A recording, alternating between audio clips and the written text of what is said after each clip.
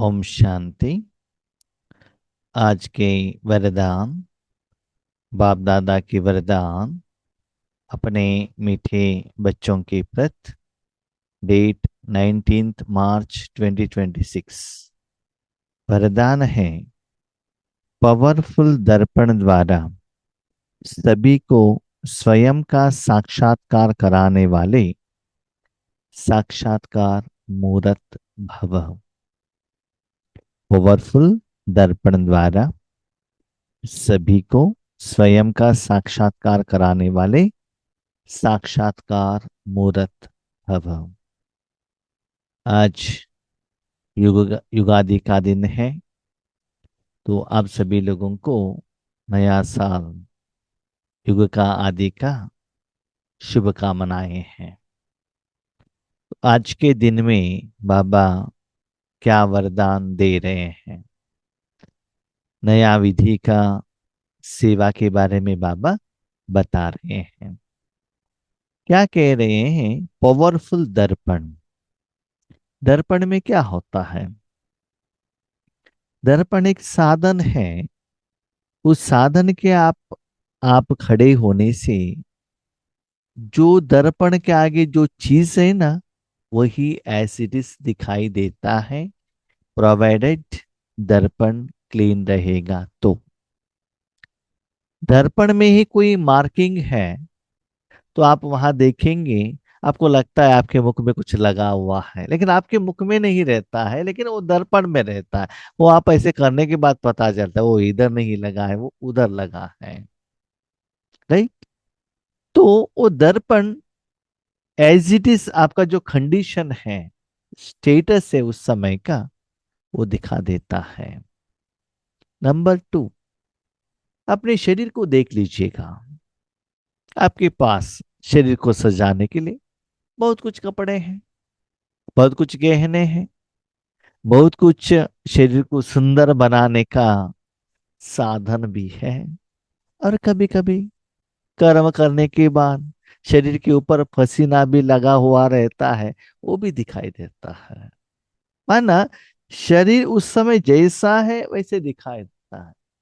आप खुश हो, मुख खिला हुआ है, गुस्सा है, लाल लाल है ना? तो मन का असर भी शरीर के ऊपर पड़ जाता है। तो यहां बाबा क्या कहते, बच्चे देखो, शरीर के ऊपर जो साधन को आप धारणा करने से लोगों को शरीर दिखाई नहीं देता है, लेकिन शरीर के ऊपर का साधन दिखाई देता है ना? शरीर तो अंदर है, लेकिन उसके ऊपर ओके, अंदर का चमड़ी तो काला है, लेकिन अभी आपका शरीर वाइट दिख रहा है, स्पेशली फेस। क्यों? फेयर एंड लवली लगाया है ना, तो फेयर एंड लवली ही दिखाई देता। यहाँ फेयर एंड लवली भी है, सब कुछ सजाया हुआ है, समझ लीजिएगा। आपको कोई दर्द है, बुखार है, आपका फेस देखते ही आगे वालों को पता चलता है समथिंग इज गोइंग रॉन्ग। इनको कुछ समस्याएं हैं, शरीर का बीमारी है, कोई चिंता है। कहते हैं ना, आज का मुख पहले जैसा नहीं है। तो लोग रीड करते हैं ना। क्यों? लोगों को दर्द का फीलिंग क्यों आ रहा है?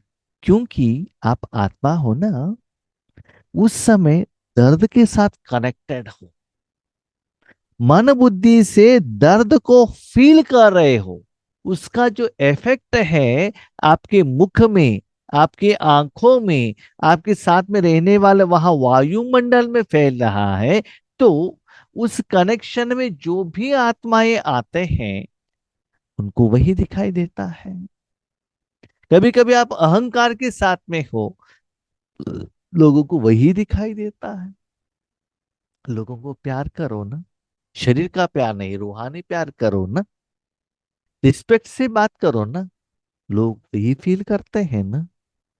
इसका मतलब आत्मा मन बुद्धि से जिसके साथ वो कनेक्टेड है, उसका असर शरीर रूपी दर्पण द्वारा आपके कनेक्शन में आने वाली आत्माओं को दिखाई देता है। तो आज बाबा कहता है, बच्चे अपने मन बुद्धि को आत्मा के साथ कनेक्ट रखना, तन से, धन से, जन से, इस दुनिया के कोई भी साधन से, ज्ञान से नहीं। वो भी प्योर सोल, पवित्र आत्मा, उसके साथ आप कनेक्ट होकर रहे ना मन बुद्धि से, मैं निराकार आत्मा हूं, तो उसका असर आपके शरीर के ऊपर, संस्कार के ऊपर, खुद अनुभव के ऊपर पड़ जाएगा। तो लोगों को आपका साक्षात्कार होगा। आपका साक्षात्कार माना ये नहीं कि आपका शरीर का साक्षात्कार होगा, नहीं, नो। हाँ, कभी कभी समझ लीजिए आप देहाभिमान में हैं, तो वो अभिमान का भी साक्षात्कार होता है। कभी कभी हम जैसे आत्माओं को समझ लीजिए, आप विकार के साथ में है, काम विकार के साथ, आपको देखते ही फील होता है ये वाइब्रेशन आ रहा है, पता चलता है, जिनको भी देखते, प्रोवाइडेड आपने उसको उस समय मन बुद्धि से धारणा किया है, तो आपके संस्कार में वो स्टॉक है, तो जितना परसेंटेज में आपने अपने पास उसको रखा है, उस समय आपने धारणा की है, वो दिखाई देगा। यस, आपके पास बहुत कपड़े हैं, लेकिन जिस समय आपने जो शरीर के ऊपर धारणा की है वही तो लोगों को दिखाई देता है। भले आपको आपका तो कपड़ा दिखाई नहीं देता है, लेकिन अभी मैंने जो पैच पहना है, ओम शांति, मुझे दिखाई नहीं देता है, लेकिन आपको दिखाई देता है ना, राइट। इसी बाबा कहता है, मन बुद्धि को हम अभी कहाँ रख रहे हैं? तन के ऊपर, व्यक्तियों के ऊपर, धन के ऊपर, पोस्ट पोजीशन, बच्चे, जिम्मेदारी, चिंताएं, ये सभी के साथ रखने के कारण लोगों को वही दिखाई दे रहा है। तो अपने मन बुद्धि को ओरिजिनल आत्मा में रखना, और आत्मा का जो ओरिजिनल पवित्र सप्त गुण है ना, उसका अनुभव करते रहना। जब हम छोटेपन में थे, तब ऐसे जो कपड़ा अभी हमने पहना है, ऐसे ऐसे अच्छे कपड़े का फीलिंग हमको मालूम ही नहीं था। क्यों? उतना पैसा था ही नहीं। अनुभव कैसे होता है? आज इतना अच्छा अच्छा कपड़ा बाबा ने दिया है यज्ञ द्वारा, वो पहने से फील होता है बहुत अच्छा। बाहर कितना भी धूप हो, अंदर इसमें ठंडी का एहसास होता है। यस, एसी के अंदर बैठेंगे, कोल्ड का एहसास होता है। अच्छे अच्छे फ्रूट्स खाएंगे तो उसका भी अनुभव होता है ना। ऐसे ही आपने राजयोग द्वारा आत्मा का और परमात्मा का अनुभव किया, आपको अच्छा लगा, दिन में ज्यादा समय उसका अनुभव करते हो, लेकिन अपने भाई बहनों को भी उसका टेस्ट पता चलना चाहिए ना। जो लोग धनवान रहते हैं वो सदा अच्छे अच्छे कपड़े और गहने पहन कर रखते हैं, ताकि लोगों को भी पता चले इसको पहनने से मेरा शरीर सुंदर दिखता है, वो देखकर वो भी सोचे हम उस गहने को कैसे खरीद लें। नहीं तो उस जो गहने को वो आपसे लेकर खुद धारणा करके देख लेते हैं, आपका पहचान वाले हैं, फ्रेंड्स हैं, रिश्तेदार है, तो ऐसे ही बाबा कहते बच्चे ऐसे भी शरीर रूप से अपना जो संपत्ति, धन, पोस्ट एंड पोजीशन, स्टॉक, लोगों को दिखाने का आपका मन रहता है ना, जो जितना आप धन हो, रिचेस्ट, इसे मन से आपके पास जितना जमा का खाता है, जो संडे बाबा ने मुरली में कहा था, वो सदा धारणा करके रखना। परमात्मा से जो जायदाद लिया है, तो लोगों को वही दिखाई देगा। साक्षात्कार मूर्त, इसका मतलब उनको साक्षात्कार कराने के लिए आपको कुछ करने का जरूरत नहीं है, आप आत्मिक स्थिति में स्थित रहे ना, अपने आप आपका साक्षात्कार उनको दिखाई देता है। फॉर एग्जाम्पल, आज शिवानी बहन का फेस देख लीजिएगा, कैसा है? देखते ही वो ग्लो पता चलता है ना। वो ग्लो कैसे आया? स्पिरिचुअलिटी से तो आया है ना, क्लियरली पता चलता है। अब अपने शरीर को कितना भी अच्छे ब्यूटिशियन के पास लेकर जाओ, भले फिल्म एक्टर हो, लेकिन वो ग्लो नहीं आता है। वो कहां से आया? आत्मा में जो पवित्रता है, दुआ है, लोगों का प्यार है, आशीर्वाद है, वो दिखाई देता है ना, लोगों को फील होता है ना। इसलिए बहुत सारे आत्माओं को वो आत्मा अट्रैक्ट करती है ना। ज्ञान तो दैट इज सेकेंडरी, लेकिन अभी देखो जिसको भी देखते हो, पहले उनका शरीर का और कपड़ा दिखाई देता है ना, बाकी वो जॉब जॉब क्या करता है, उनका नाम क्या है, वो बाद में पता चलता है। ऐसे ही याद रखिएगा, मन बुद्धि से जिसके साथ कनेक्ट हो, वो भी लोगों को अनुभव होता है। यस, साक्षात्कार माना ऐसा नहीं कि उनको किरण ही दिखाई देगा, वाइट दिखाई देगा, प्रकृति के बीच में पॉइंट ऑफ लाइट दिखाई देगा, तो वो नहीं। नो, वो नहीं। तो क्या है?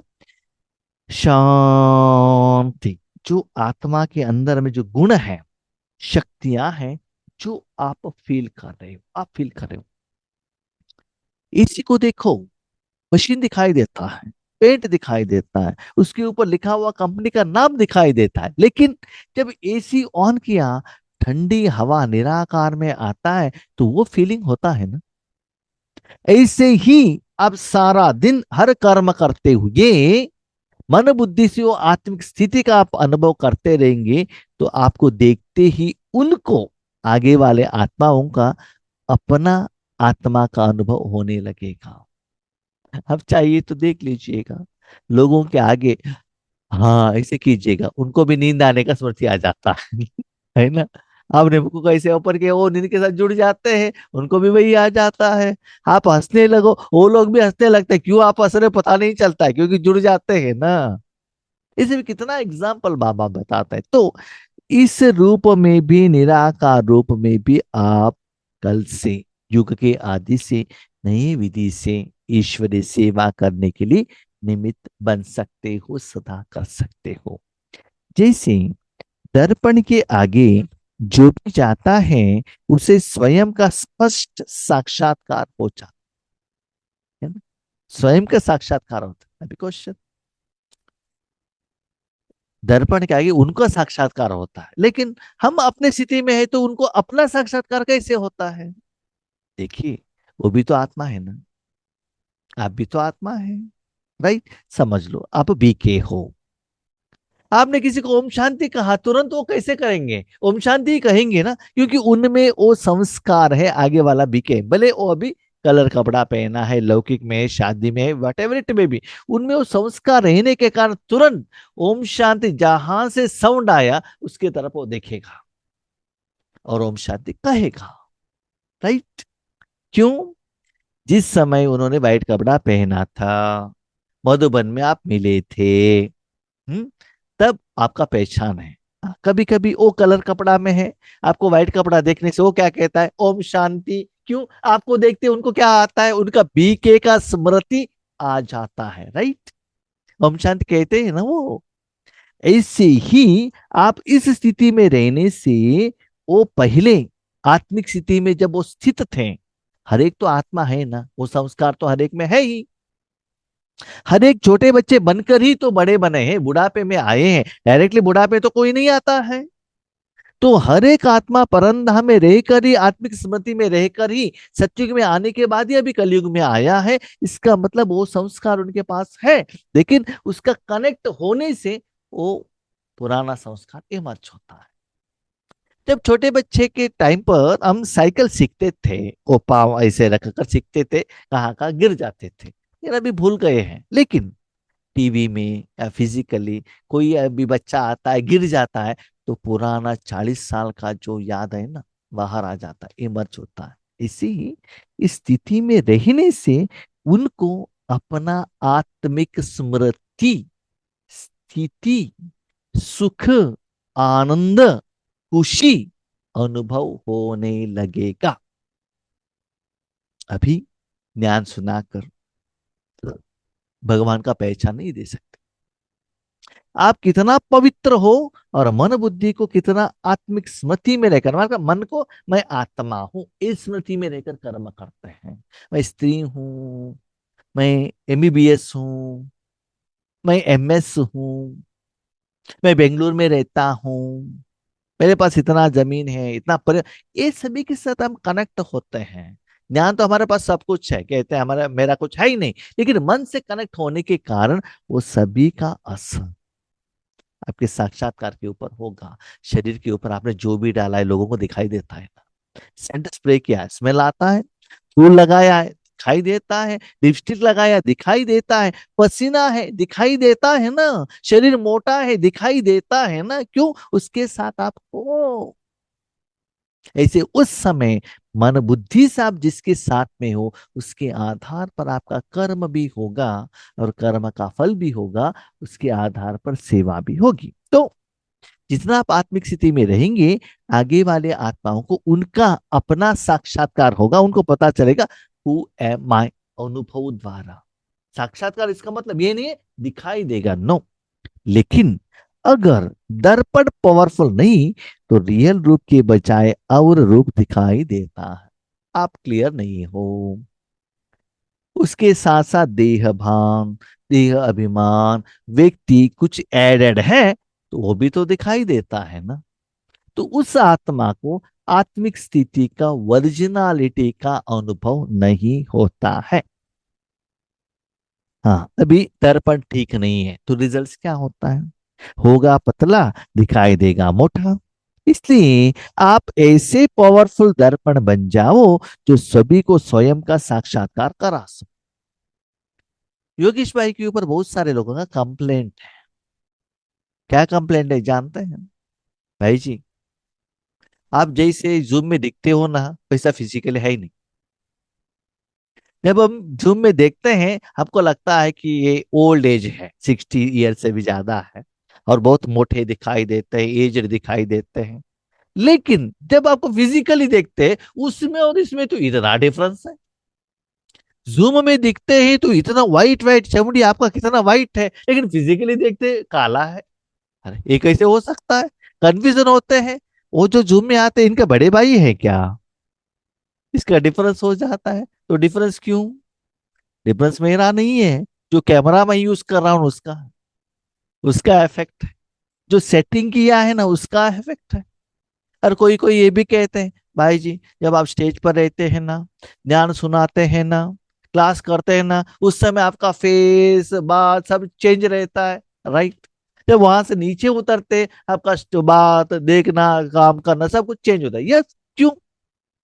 क्योंकि स्टेज पर हम भगवान को श्रृंगार करके रखते हैं, भगवान को जगा देते हैं। जैसे कि कोई स्टेज पर रहकर राम का वेशधारी किया, तो वो राम ही दिखाई देगा ना। लेकिन जब नीचे आता है, वो तो ओरिजिनल रमेश है। वो क्या करता है? राम का जो ड्रेस है वहां निकल कर नीचे आ जाता है ना, तो रमेश रमेश ही दिखाई देगा। जब स्टेज पर बैठते हैं, तो बाबा के साथ कनेक्ट होने के कारण बाबा का रूप, बाबा का प्यार, स्नेह, अपनापन, शक्ति, प्यार, एहसास आपको होगा। क्यों? मैंने मन बुद्धि से बाबा के साथ कनेक्ट हुआ। ज्ञान का स्पष्टीकरण सब आ जाएगा। लेकिन जब नीचे आते ही क्या होता है? यहाँ बैठते ज्ञान का ही कनेक्टेड है, योग का ही कनेक्टेड है। नीचे आने के बाद शरीर का आधार लेना पड़ता है, स्थूल कर्म करना पड़ता है, उसके साथ मुझे कनेक्ट होना पड़ता है, तब स्थिति चेंज होता है। यस, शादी में जाता हूँ, सब श्रृंगार करके जाता हूँ, लेकिन बर्तन मांजने के टाइम पर ऐसे रह सकता हूँ क्या? नहीं है ना, उसका गंदगी लग जाएगा, तो ड्रेस चेंज करना पड़ेगा ना। उस समय व्हाइट कपड़ा पहन सकता हूँ क्या? नहीं। तो ये सभी आपको डिफरेंस पता चलता है ना। ऐसे ही आप सारे दिन मन बुद्धि से जिसके साथ आप कनेक्ट होते हो, उसका असर दूसरों के ऊपर होता है। इस विधि से भी अंदर ही अंदर अंतर्मुखता द्वारा सदा आप ईश्वरीय सेवा करने के लिए निमित्त बन सकते हो। ऐसे लोगों को अभी जरूरत है। इसलिए आप ऐसे पावरफुल दर्पण बन जाओ जो सभी को स्वयं का साक्षात्कार करा सको। अर्थात आपके सामने आते ही देह को भूल अपने देही रूपी में स्थित हो जाएं। वास्तविक सर्विस यह है, इसी से जय जयकार हो। एक जगह पर भट्टी चला था, ऊपर तो शीट था, सीमेंट का शीट, रिसेंटली हुआ था। बहुत सारे आत्माएं आई थी।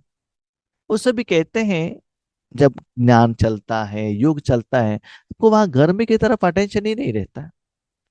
फैन है तो भी फैन का हवा की तरफ अटेंशन नहीं रहता है, साउंड की तरफ अटेंशन नहीं रहता है। क्यों? वहां जो ज्ञान हमको इतना अच्छा लगता है, योग इतना अच्छा लगता है, वहां का गर्मीपन का एहसास नहीं होता। क्यों? आत्मा से निकला हुआ वो एनर्जी उनको इतना सुकून देता है।